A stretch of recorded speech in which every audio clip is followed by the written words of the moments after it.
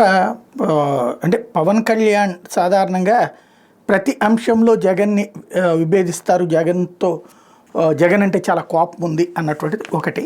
తాజాగా ఈ game changer సినిమాకి వెళ్ళి వస్తూ చనిపోయినటువంటి సినిమా రిలీజ్ ఫంక్షన్కి ప్రీ రిలీజ్ ఫంక్షన్కి సంబంధించి వెళ్ళి వస్తూ చనిపోయినటువంటిది ఇద్దరు కూడా వాళ్ళ అభిమానులైనటువంటి వాళ్ళు, ఇద్దరు కూడా వాళ్ళ కుటుంబానికి చాలా కీలకమైనటువంటి వాళ్ళు. అయితే ఈ కారణం జగన్మోహన్ రెడ్డి అన్నటువంటిది ఇక్కడ ప్రధానంగా హైలైట్ చేసుకొచ్చింది. స్వయంగా పవన్ కళ్యాణ్ మెన్షన్ చేసుకొచ్చింది. కాకినాడ రాజమహేంద్రవరం నగరాల మధ్యలో ఉన్న ఏడీబీ రోడ్డు ఛిద్రం అయిపోయింది. గత 5 ఏళ్లలో ఈ రోడ్డు గురించి పట్టించుకోలేదు.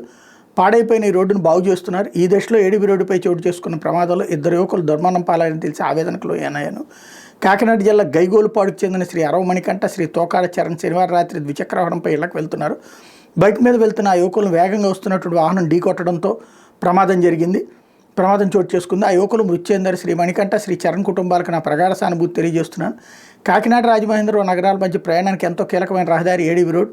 గత ప్రభుత్వం ఈ రోడ్డును విస్తరణ పునర్నిర్మాణం గురించి పట్టించుకోలేదు. కనీస నిర్వహణ పనులు కూడా చేపట్టలేదు. సరైన విద్యుత్ దీపాలు కూడా లేవు. ఫలితంగా ప్రమాదాలు పెరిగాయి. 5 నియోజకవర్గాల ప్రజలకు ఎంతో ఉపయోగపడేటటువంటి రోడ్డు ఇది. 2 నగరాల మధ్య ప్రయాణాల కోసం ప్రజలు ప్రత్యామ్నాయ రోడ్ల మీద వెళ్తున్నారు. కూటమి ప్రభుత్వం ఏడీబీ రోడ్డు పనులు చేపట్టింది. ఈ దశలో చోటు చేసుకున్న ప్రమాదం బాధాకరం. ఈ ప్రమాదంలో మరణించిన యువకులు గేమ్ చేంజర్ ప్రీ రిలీజ్ వేడుకల నుంచి తిరిగి ఇళ్లకు వెళ్తున్న సమయంలో దుర్మరణానికి గురయ్యారు.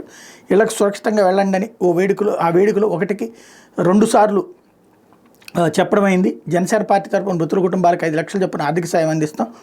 ప్రభుత్వం నుండి తగిన సహాయం అందించే ఏర్పాట్లు చేయాలని నా కార్యాలయ అధికారులకు స్పష్టం చేశాను. ఇక్కడి నుంచి పిఠాపురం నియోజకవర్గ పర్యటనకు ఏడీబీ రోడ్డు మీద కానీ రాకపోకలు సాగించాలని నిర్ణయించుకున్నాను అని ప్రకటించారు.